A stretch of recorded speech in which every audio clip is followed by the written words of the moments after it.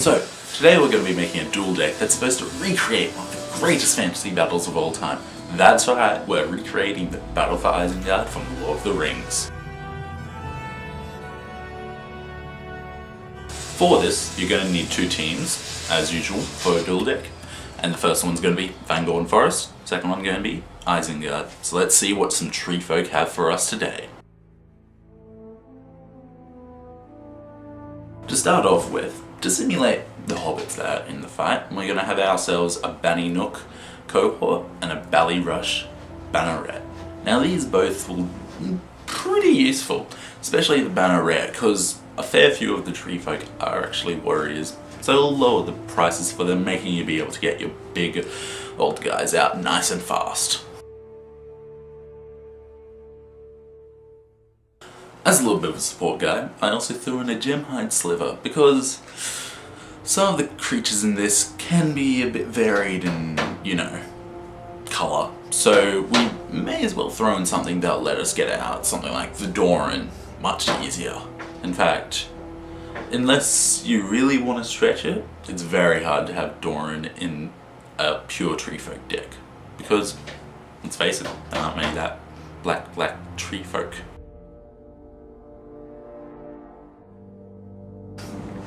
Next, we're going to talk about the things that you're going to need to protect your skies. That's going to be the Cloud Chaser Eagle, because, hell, the giant eagles did like the Fangorn Foresters, and a Cloud Crown Oak, just because it has nice little reachability and, let's face it, fair few things in the tree folk deck not very good at fighting the air-based units. For our big hitting game enders, we're going to use pretty simple things: a Dungrove Elder and a Dowerbark Dauntless. So both of these get bigger for every forest that you have out, so naturally you're going to want to get your forests out nice and quick. But these guys, they can also be used for other things. Just the fact that the Dungrove is purely unable to be targeted by any of your opponent's spells makes them really good defender or just a normal attacker. Or the Dauntless, which itself also gets bigger per tree folk that you have out. So if you don't have that many forests out, just send out all your little tree folk guys. Gets big with everyone. And also he has trample. Makes them even better. In order to get those Dungroves and Dowerbarks nice and big, you'll need something that can easily get your forests out. That's why I've thrown in an Everbark Shaman. It's pretty alright. What it does is whenever one of your creatures is dead, whenever one of your tree folk are dead, because it won't work with Kithkin, you can exile them from your graveyard and get in return 2 forests onto the field straight away, no questions asked. Which is pretty good when it comes to using the Dungroves and the Dowerbarks, because if your opponent is not looking at your graveyard or anything, then you could easily just trick them using that. So that's a good way to get your Dungroves and your Dowerbarks nice and big.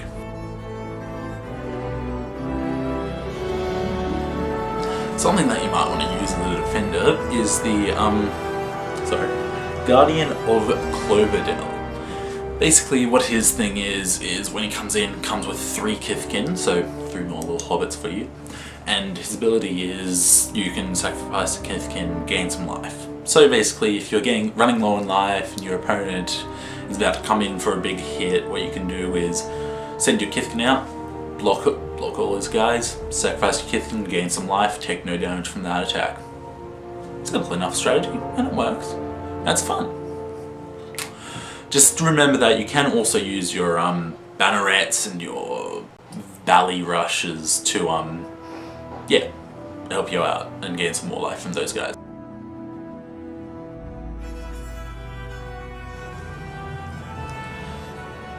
For your spells, I've thrown in 2 pretty good ones. They're not amazingly good, but they help out for what you're trying to do.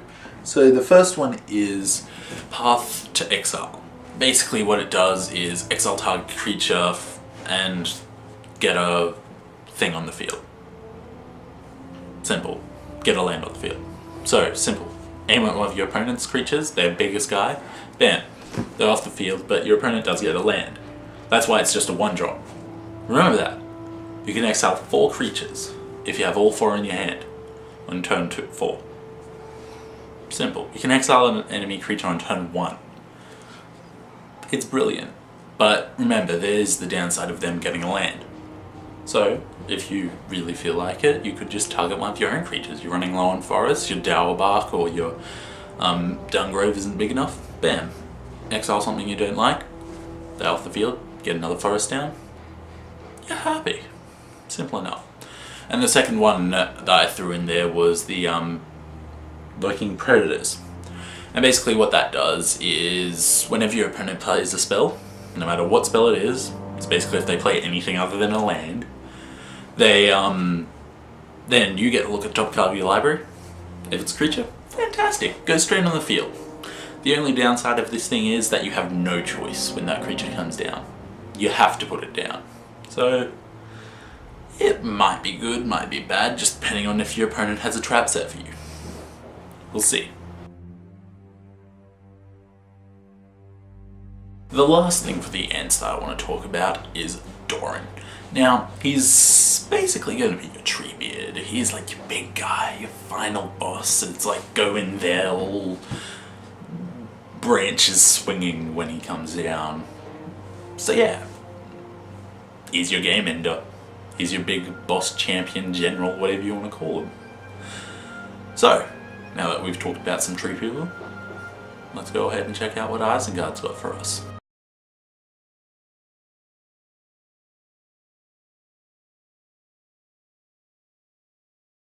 For Isengard, because they mainly go with Urukai and goblins, I decided to throw in some goblins because Urukai aren't available. So basically what there is it's supposed to be a 1, 2, 3, 4 step.